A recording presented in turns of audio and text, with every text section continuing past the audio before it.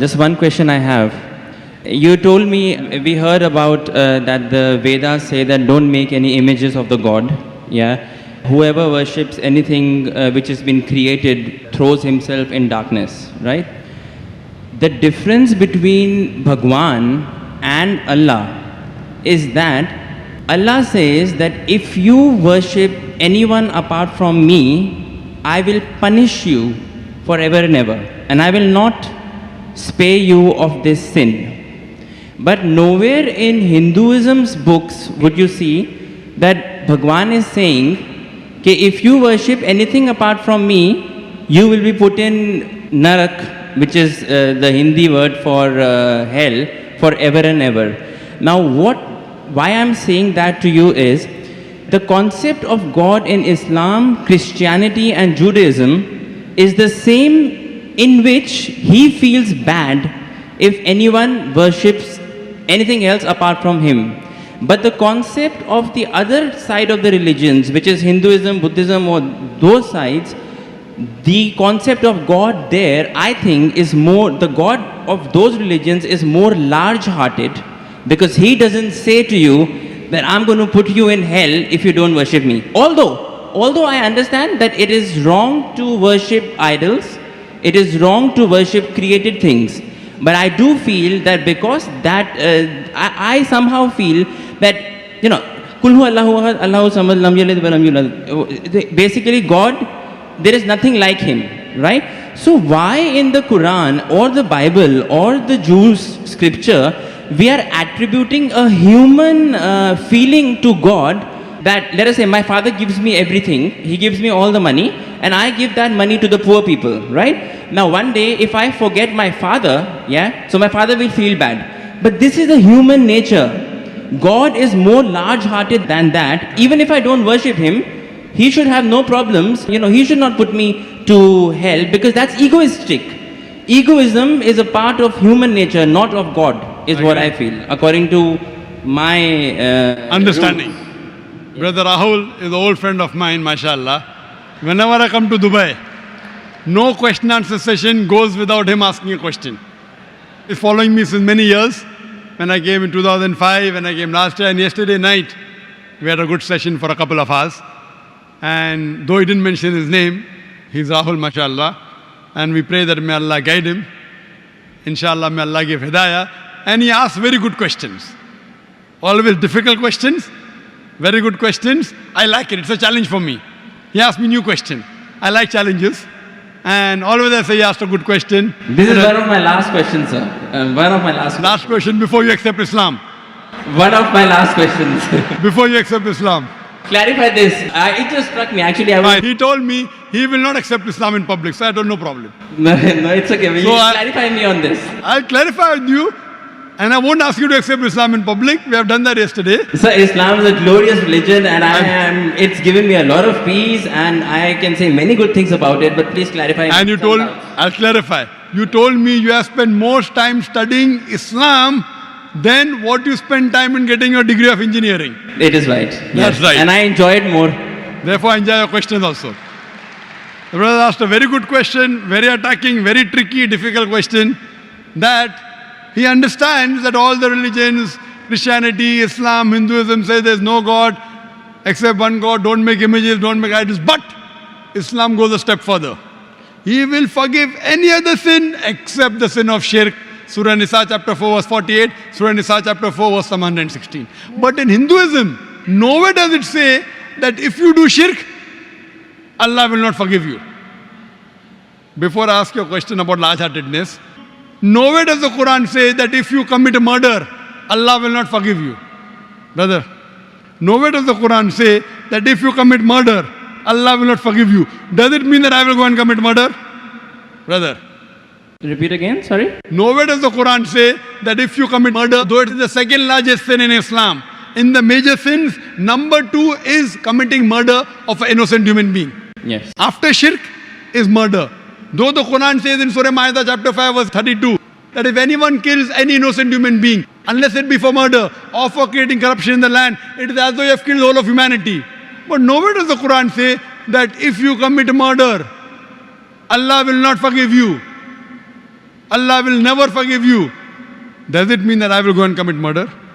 No. Yeah, enough. Same way, when the Vedas don't mention that if you don't do shirk, Allah will not forgive you, you should not do shirk. I understand. Very good. You are understanding person. I'll come to the large-hearted one afterwards. I haven't answered your full question. I've only answered the first part of your first question. I'll come to your large-heartedness afterwards. Yeah, I mean, I'll come to it. That's fine. Yeah. But I like, cutting down the questions so that you understand better. Yes. Or if you understand, the other people also should understand. You're an intelligent person, I know that. Sure. MashaAllah, engineer done from UK. That's what he told me yesterday. Now coming to your part of large-heartedness. Yeah. That in Islam, if you don't do this, I'll punish you. That is a human nature.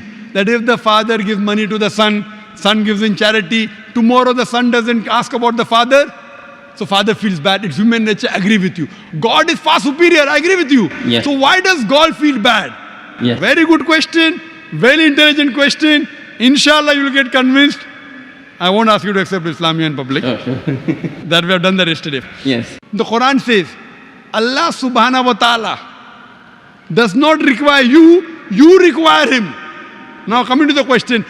Now I'm making your question more easy. Why we have to say Allahu Akbar, Allah is the greatest? Allah asks you to say Allahu Akbar, Allah is the greatest. Tomorrow if you don't say Allah is the greatest, do you think Allah will become less? No. No. Yeah. Whether you say or not, Allah is already the greatest. Irrespective whether you say or not, it will make no difference, not even an iota of difference. He is already the greatest. He will remain irrespective whether you say or not.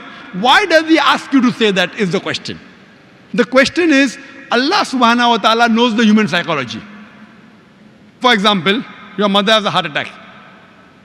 And now, you have heard of a very famous heart specialist in the world. If you know he's famous, he will give you some advice for your mother. Another person who's unknown, he comes and gives you advice. Whose advice will you follow? Repeat again, sorry. If your mother has a heart attack, Yeah. there's a person who you know is the most famous heart specialist in the world. I would follow the advice of the specialist. Why? Because you know he's number one, he's most famous. So the reason Allah asks you to praise him is not for his benefit, it's for your benefit. Because the moment you praise Allah, you will follow his advice. Agreed. By following his advice, Allah will not benefit, you will benefit. Yes. By the doctor giving advice to you, he will not benefit. Yes, you may give him fees so that way he'll benefit. You aren't giving any fees to Allah. Yes. So Allah doesn't benefit anything. But the moment you praise him, it is human. When you say Allah is the most wise, Allah is the greatest, Allah is the most merciful, most wise, he gives advice, I'll follow. Most greatest, I'll follow him. Most merciful, I'll follow him.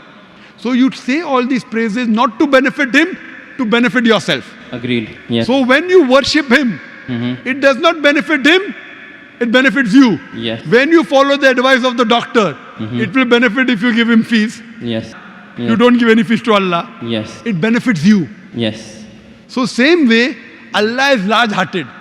By punishing you, do you think he will benefit? No. By punishing, he becomes. I'm coming to it, brother Rahul. Yeah. Let me complete my answer. Sure.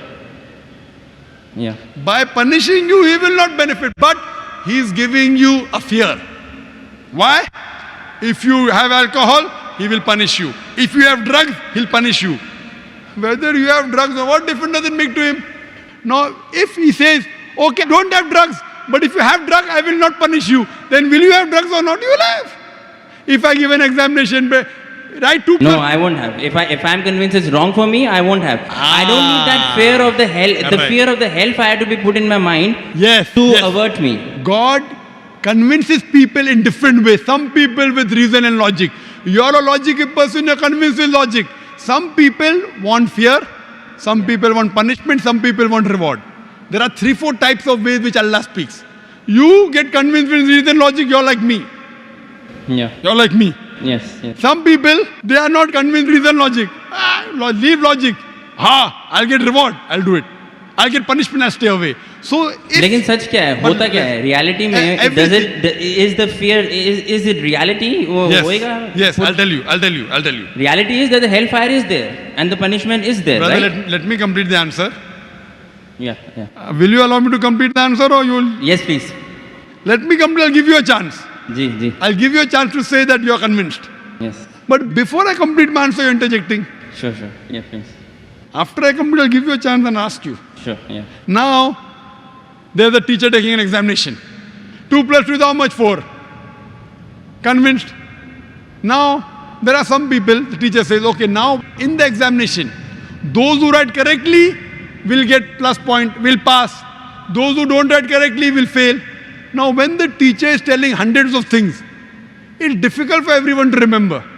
But if they want to remember, you write. If you write correct, I'll pass you. If you write wrong, I'll fail you. So now the student starts memorizing. He starts like you passed your engineering. You are afraid of failing. Yes. If you wouldn't have studied, you would have failed. So if teacher says, no problem, even if you write wrong, I will give you part degree. Will you study? No. Though you are logical, you understand Boyle's law, you understand trigonometry, you understand chemistry, but to remember, you have to stay awake, you have to slog. Teacher says, no problem, you understood? You write in the examination, right or wrong, 2 plus 2 is 3, I will pass you. Will you study? Well, it depends. I won't, but probably someone who is more sensible I am would asking study you. to learn some knowledge. Correct.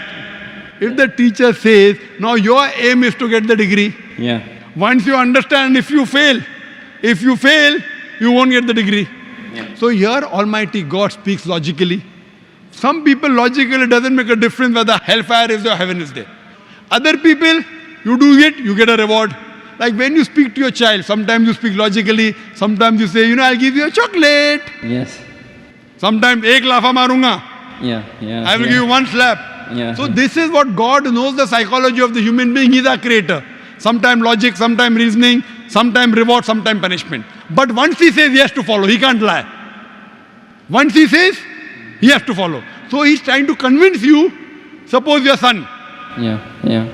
I know you're not married. Yeah. I know you're not married. Inshallah, one day when you get married, and if your son, Yes. inshallah, will marry a Muslim, inshallah. Yes. Inshallah. So your son, when you have a son, Yeah. 5 years old, he wants to jump from 10th floor. You say, my son, don't jump, you'll die. I want to jump. You will die. No problem, I want to jump. One slap you will give him, right or wrong? Yes. You will tell him, I'll slap you. Yes. Yet if he wants to jump, you will slap him. A Yes. father is cruel to be kind. Is your intention to hurt him? No. Your intention is to hurt him little so that he prevents from the bigger hurt. Yes. So here if he says, no, I'm only acting. Maybe for little time you will think, I'll punish you and you don't punish him. But if he wants to jump, you will not wait till he jumps. You will give him one tight slap. The same way God here, he tells you this is good, this is bad, this is reward, this is punishment. And once he says something, he's honest. In Islam, God is the most kind. He wants the human being to improve. The other God, okay, no problem, even if you write wrong, I'll pass you. What kind of a teacher is this? Suppose tomorrow, there's a student studying with you. He writes wrong answers, you slog, you stay awake in the night. This person plays hooky, enjoys, writes everything wrong, and the teacher says both get first class first. Will you be happy with the teacher? No. Why? You are a very unkind person. Very cruel. Unkind, not a good human being. I am wrong. Because you believe in justice. So besides God being kind and merciful, He is also just. Imagine someone rapes your sister, rapes your mother. God says, no problem, I'll forgive. On the day of judgment, won't you tell God, why did you not that's punish okay. No, that's okay. I'm talking about Wait, God being egoistic on his own He is self. not egoistic at all. No, but he's saying It if you makes- do shirk, then I will put you in hellfire forever and ever. I'm not saying that he should not punish wrong deeds. But he is putting on his own self that if you associate partners with me, along with worshipping me, if you worship someone else, even then I will not forgive you. That's the right thing. That's Because egoism. If the doctor says, Yes. if suppose the heart specialist tells your mother, see, this is a good thing, have only this medicine, nothing else. Someone else says, okay, have this medicine also. So that heart specialist tells you, if you mix it with something else, the mother will die. So will you listen to somebody else or not? Will you listen or not? Heart specialist saying, don't have anything else except this sorbitrate. Keep it below your tongue. Yes. Now another doctor comes, I'm a very good doctor. You don't know him also. I will listen to heart specialist. Correct. Yes. Heart specialist specialized, but God is a bigger heart specialist. So heart specialist you want to follow, you don't want to follow your creator who's created your heart. What kind of no, sir, wait, let me complete. Yes. Let me complete. Yes. So you, being logical, Yeah. when you want to follow the heart specialist, when the heart specialist tell you, don't listen to anyone else because they have told you the total truth, that heart specialist can be wrong because he's a human being. Almighty God, when he says, do not worship anyone else besides me, he knows that if you think somebody else is also the greatest, and if you follow something wrong, it will harm you. God does not want to see to it that his creations are harmed. He is going out of the way to give you an ultimate warning. Other sins, maybe I will forgive. That is one type of murder, is one type of sin, very wrong, second largest. But one, if you worship somebody else, you can do anything. You can start murdering, you can start having drugs, you can start raping. It's too dangerous. This is the guidance. It is complete. Because he is the creator, he knows no one else is the creator. Now someone else tries to behave like a creator when God knows no one else can create you. It is very dangerous. That's the reason he says that following advice, worshipping anyone, obeying anyone as the creator, not obeying normally. Normally you want to obey a father, no problem. Obey a mother, no problem. Going against the commandments of Almighty God.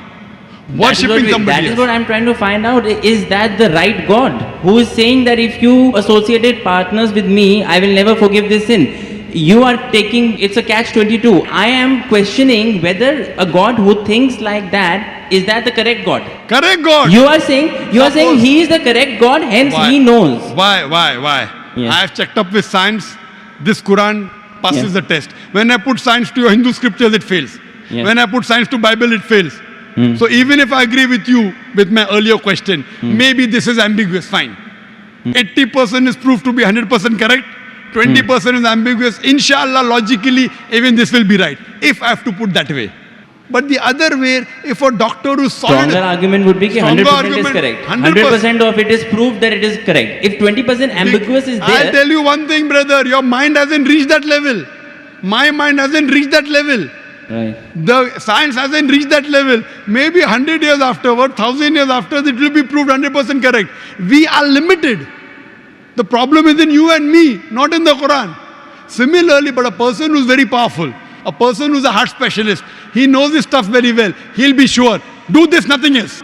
A person who's not sure, okay, have this medicine also, have that medicine also. So person who's cocksure of himself, like the Creator Almighty God, he will give this commandment. Now he's cocksure. You are not cocksure about him that he's the Creator. Yes. Once you're cocksure, you will follow. I am cocksure that this is the word of Almighty God. You aren't. Yes. So once your research gets complete, Yes. you know very well that the other scriptures don't pass the test. Yes. I challenge you to get any scripture that you know of which is even close to the Quran. No, this is the strongest scripture that that's so, for sure. So when you know, Yeah. I can't ask you to accept because you know we spoke yesterday. Right, okay. But when you know it is the thing, then the ego is in you, not in Almighty God. The ego No, is in you. I don't have ego. And I pray to I Almighty told you God. all the ones I have read, this is the strongest. I Yeah? pray to Almighty God. You know, because I love you, Rahul. Yes, I love you too. I love you. That's the reason I pray to Almighty God to give hidayah. You don't have to proclaim. You asked me yesterday, do you have to proclaim? I said, no, you don't have to proclaim. Yeah. So I think that you are a person who submit your will to God, and may God guide you, and may you get a good submitting Muslim life partner. Thank you. Thank you.